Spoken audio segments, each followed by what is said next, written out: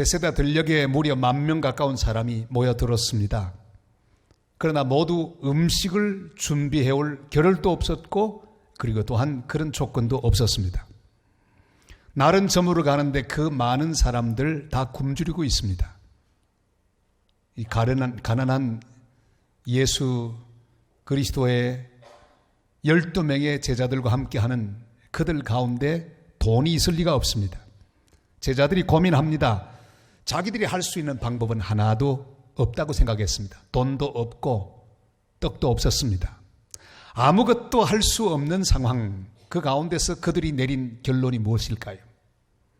그들이 내린 결론을 주님 앞에 이야기합니다. 주님, 우리 돈도 없고 떡도 살 수 없으니 사람들을 저 마을로 다 흩어서 각자 가서 음식 문제 해결하게 하는 게 어떻겠습니까?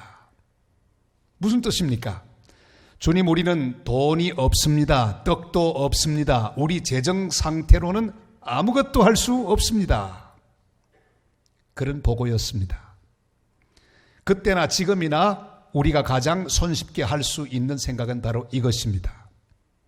둘러보고 자신을 보고 상황을 보면서 나는 돈도 없구나. 지금 현재 가진 것은 나를 위해 쓰기도 부족하구나. 힘도 없고 능력도 없다. 할 수 없다. 나 먹고 살기도 어려운데 어떻게 내가 다른 사람들을 도와?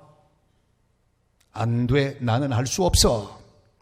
그러나 주님께서는 오늘 우리 모두를 위하여 이렇게 말씀하고 계십니다.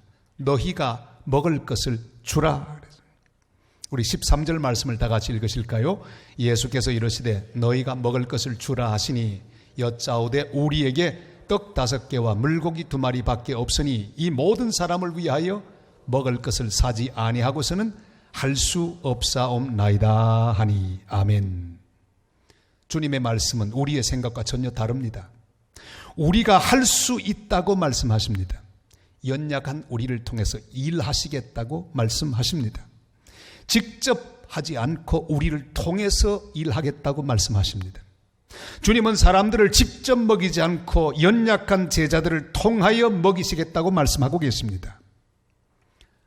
악한 이스라엘 왕 아합 때 엘리야 선지자는 우상을 섬기는 그와 더불어 대항하여 싸웠습니다. 3년 6개월 동안 비가 오지 않았습니다. 모든 만물은 죽어갑니다.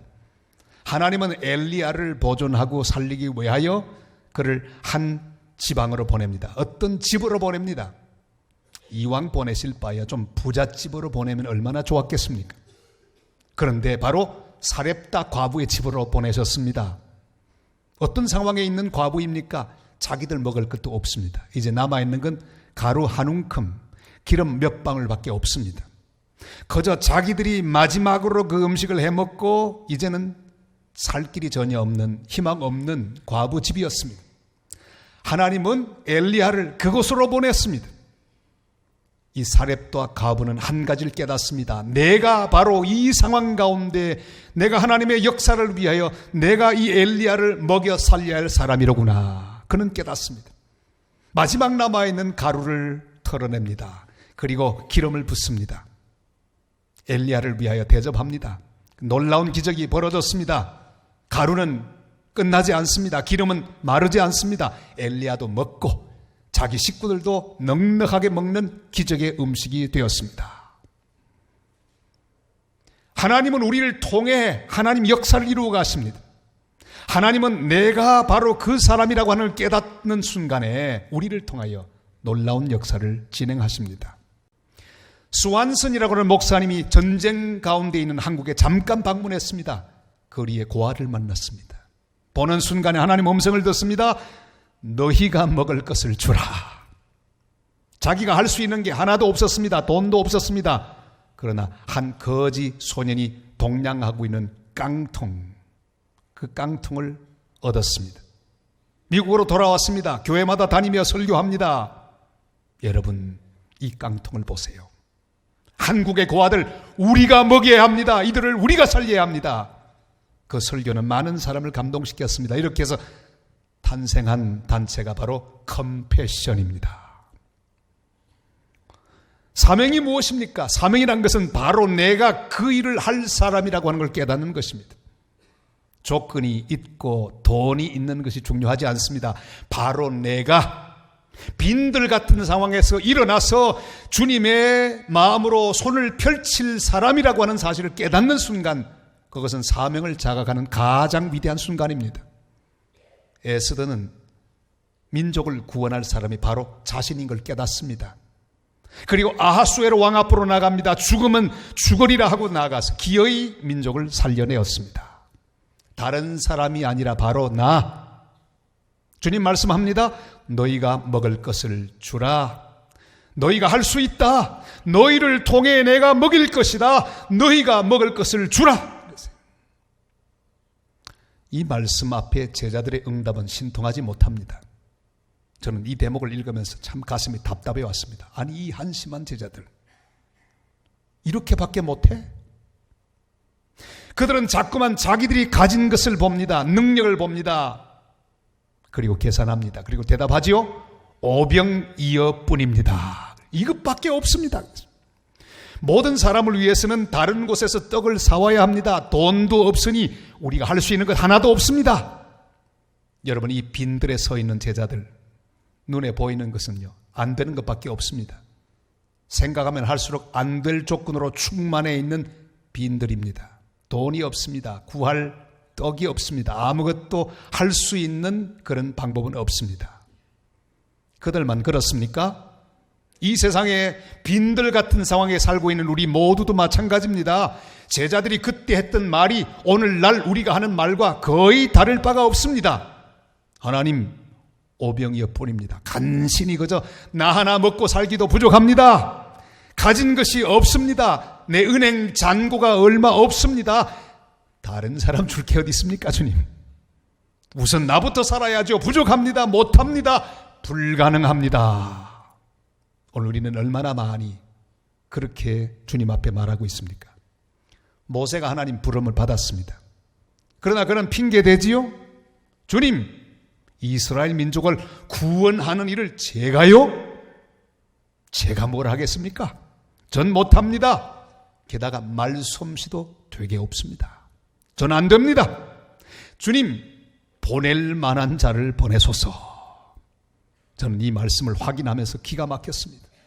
보낼 만한 자를 보내소서. 무슨 뜻입니까? 주님, 실수하셨습니다. 사람 잘못 택하셨습니다. 저는 못합니다. 그런 뜻입니다.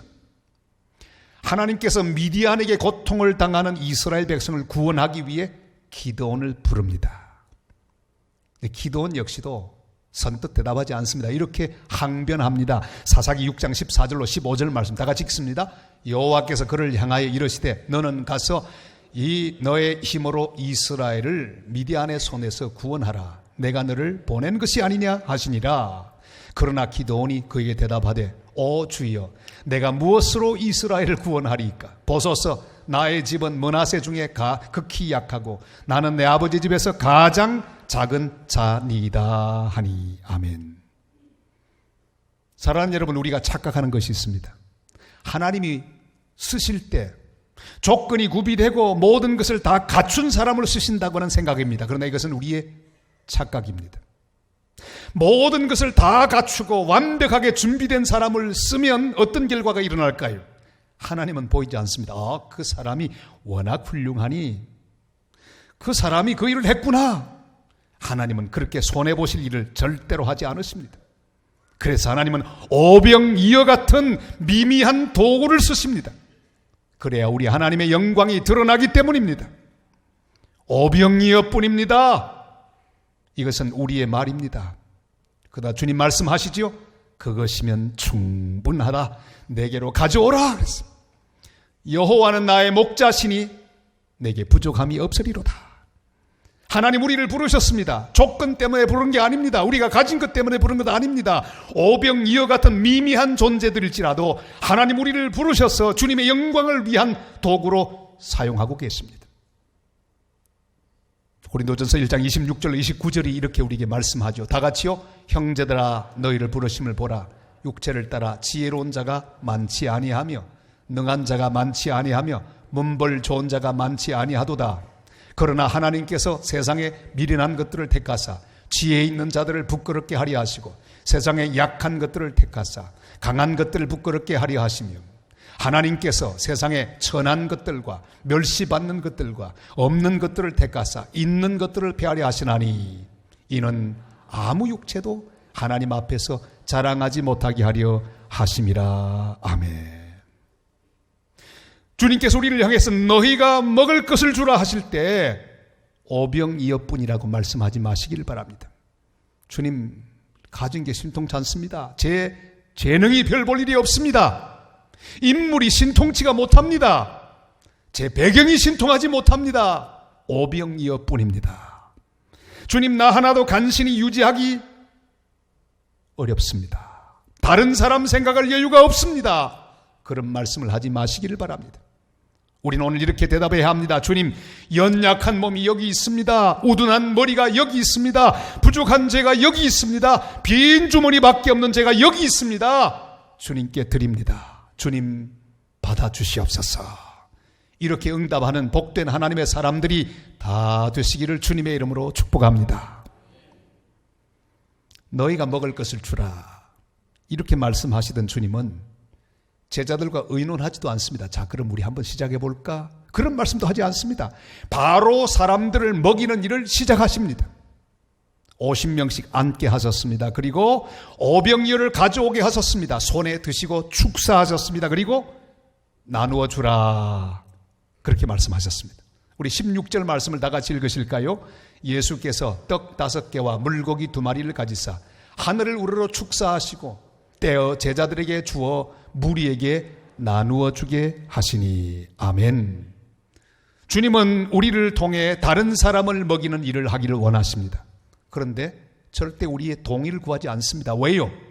우리를 이 땅에 보내신 것은, 빈들 같은 이 땅에 보내신 것은 우리가 우리 몫을 챙기고 우리의 모든 것을 나를 위해 쌓아두고 또한 이 빈들에서 더 중요한 자리를 차지하고 행세하기 위해서 이 땅에 보낸 게 아니기 때문입니다. 원래 이 땅에 보낸 이유가 나를 통해 다른 사람을 먹이고 다른 사람을 사랑하고 다른 사람을 축복하고 다른 사람을 세우기 위하여 우리를 부르셨기 때문입니다. 본질입니다. 그래서 의논도 하지 않고 바로 시작하십니다. 주님이 우리를 이 땅에 보낸 이유는 바로 빈들 같은 세상에서 굶주린 자들을 먹이고 상처난 사람을 치유하며 쓰러져 있는 자를 일으키기 위함인 것입니다. 하나님 교회를 왜 세우셨습니까? 하나님은 교회를 통해 동의를 구하지도 않고 바로 명령하십니다. 왜요? 본질이기 때문에. 교회는 다른 어떤 일보다 먹이는 일을 해야 합니다. 주변에 있는 지역에서 고통당하는 자들 먹이는 일을 하는 것은 교회의 본질입니다. 저 열방 땅끝에서 굶주리고 희망을 잃어버리고 가난하게 살아가며 절망 가운데 사는 사람들을 먹이기 위하여 열방 땅끝까지 찾아가는 일, 가서 먹이고 복음을 전하는 일은 교회의 본질이기 때문에 주님은 의논하지도 않으시고 가라, 너희가 먹을 것을 주라, 그렇게 명령하고 계십니다. 주님은 내가 가진 적은 것을 통해 일하십니다. 나의 작은 재능, 나의 적은 물질, 나의 적은 정성이 주님 손에 놓여질 때 다른 사람을 먹일 수 있는 놀라운 양식으로 변할 것입니다. 나를 통해 다 배불리 먹게 되는 역사가 일어나게 될 것입니다. 저는 고1 때부터 주일학교 교사를 했습니다. 여러분, 다른 봉사도 참 귀하지만 어린이 학교, 교회 학교 교사 정말 귀합니다. 고1 때부터 열심히 아이들을 가르쳤습니다. 신이 났습니다. 제가 2가지를 잘했는데 하나는 동화를 잘했습니다. 그 다음에 2번째는 게임을 잘했습니다. 아이들 게임을 하면 얼마나 좋아하는지 제가 한 서너 시간은 문제도 없이 데리고 놉니다. 깔깔거리고 막 할 수 있습니다. 근데 제가 했던 게임 중에 한 가지 생각납니다. 그건 바로 폭탄 돌리기 게임입니다. 풍선 하나만 있으면 돼요.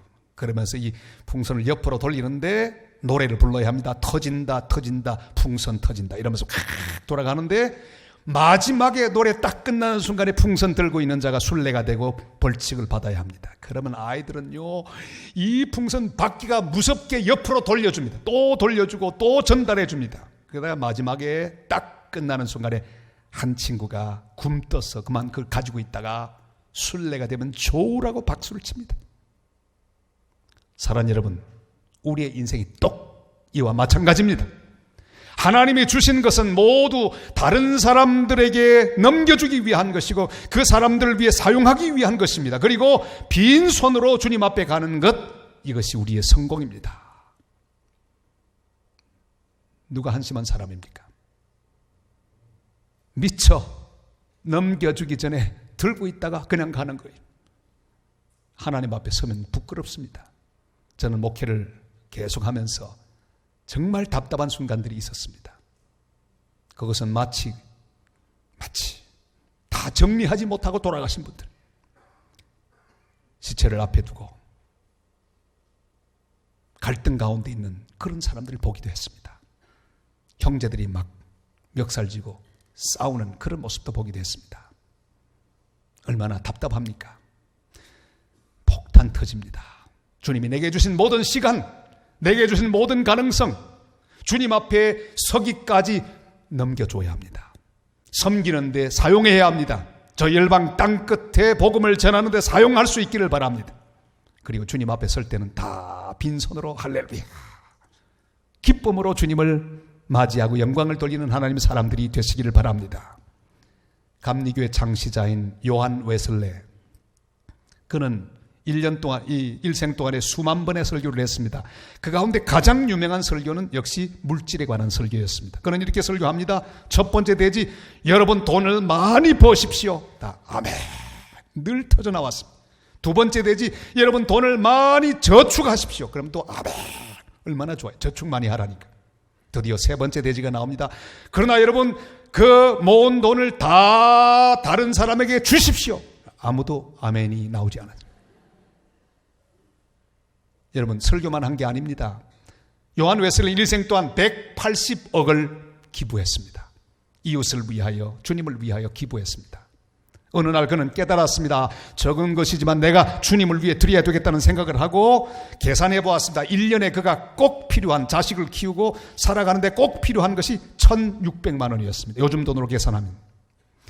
그런데 그 해 120만 원을 기부할 수 있었습니다. 둘째 해가 되었습니다. 수입이 늘어났습니다. 그러나 그 이상 쓰지 않았습니다. 딱 쓸 것만 쓰고 남은 것으로 기부했는데 1,680만 원을 이웃과 주님을 위해 기부할 수가 있었습니다. 그리고 셋째 해는 또 더 많이 주었는데 쓰지 않고 더 모아서 5,400만 원을 기부했습니다. 그리고 일생 동안 180억을 드릴 수가 있었습니다.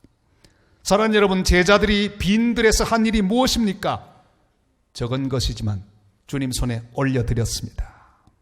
그리고 그것을 나누는 일이었습니다. 놀랍지 않습니까? 적은 것이지만 올려드리고 주님 말씀 따라 나누기 시작했을 때 주님은 그 뒤에서 기적을 일으키시고 역사하시고 채워주셨습니다. 여러분, 이것입니다. 내가 할 일은 나누는 것입니다.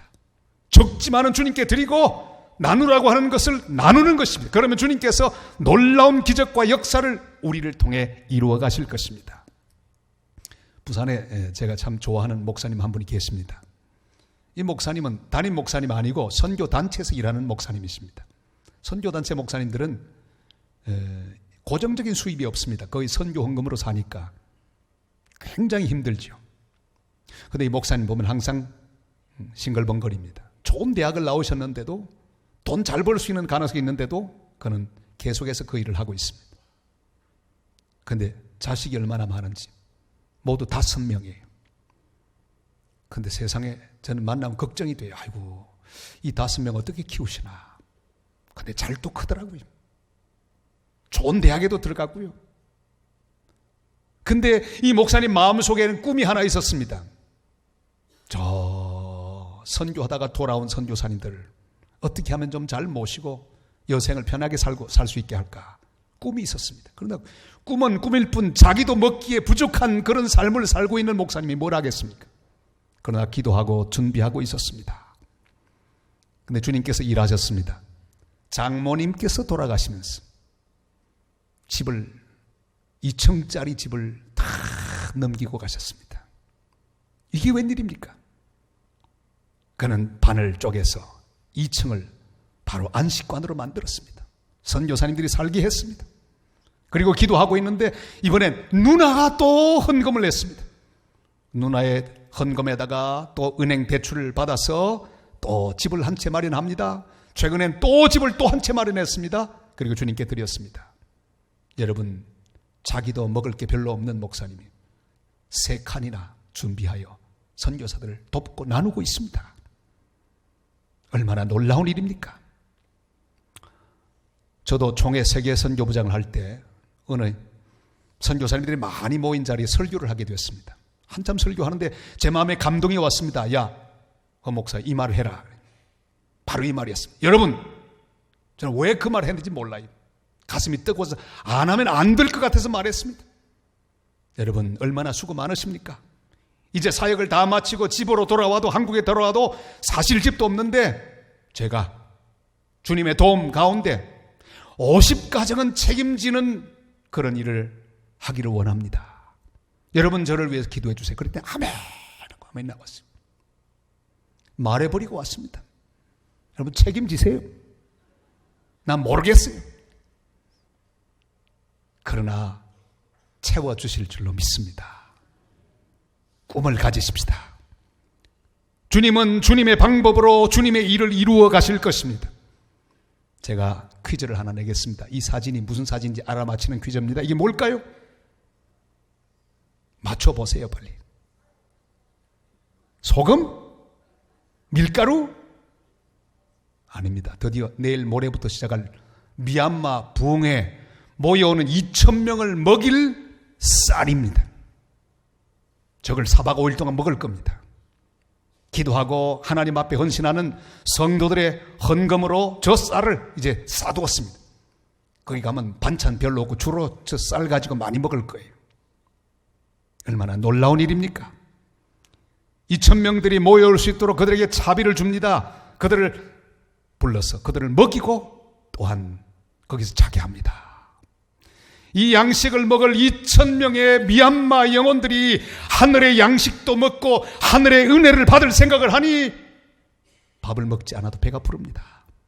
우리 성도들의 헌신과 수고를 통해 그곳에 큰 부흥의 역사가 일어날 것을 믿습니다. 사랑하는 여러분, 오병이어는 나 혼자 먹기도 부족한 음식입니다. 돌아보면 부족한 것 투성이요 필요 투성이었습니다. 그럼에도 불구하고 너희가 먹을 것을 주라는 주님의 명령을 따라 지난 10수년 동안 열방을 먹이는 선교를 해왔습니다. 벌써 90호까지 선교사를 보냈습니다. 주님이 그렇게 하셨습니다. 또다시 미얀마 영혼들을 먹이기 위해 32명의 선교 단원들이 시간을 바치고 물질을 바치고 몸을 바치며 미얀마로 달려갑니다. 우리가 먹을 것을 주어야 합니다. 우리가 쓰기도 물론 부족합니다. 내 인생 돌보기도 넉넉하지 않습니다. 그러나 주님은 말씀합니다. 너희는 먼저 그의 나라와 그 의를 구하라. 그리하면 이 모든 것을 너희에게 더하시리라. 베세다의 빈들 같은 곳에 살아가는 성도 여러분, 내 배를 채우는 것이 빈들에 서 있는 우리의 삶의 목표가 아닙니다. 남들보다 더 많이 가지는 것도 내 목표가 아닙니다. 우리는 주님과 한 팀입니다. 주님과 우리의 목표가 뭡니까? 굶주린 그들을 먹이는 것입니다. 대연동의 사람들을 먹이는 것입니다. 부산의 사람들을 먹이고 한국의 절망한 사람들을 먹이는 것입니다. 저 열방 땅끝까지 굶주리고 절망 가운데 있는 그들을 하나님 말씀으로 먹이고 사랑으로 먹이고 섬김으로 먹이는 것이 우리들의 목표입니다. 주님 말씀합니다. 너희가 먹을 것을 주라. 어떤 핑계도 하지 말고 주님 말씀하시는 대로 나를 위해 준비해둔 오병이어 같은 것들을 주님 손에 넘겨드리십시다. 그리고 주님 오실 때까지 가난하고 불쌍한 영혼들에게 나누어주는 하나님의 백성들이 되시기를 바랍니다. 바로 우리 때문에 우리 가정이, 우리 교회가 저 열방 땅끝 열방들이 다 배불리 먹고 12광줄이 가득히 남기는 풍성한 은혜, 하나님 역사를 이루는 복된 하나님의 사람들, 복된 하나님의 교회 되시기를 주님의 이름으로 축복합니다.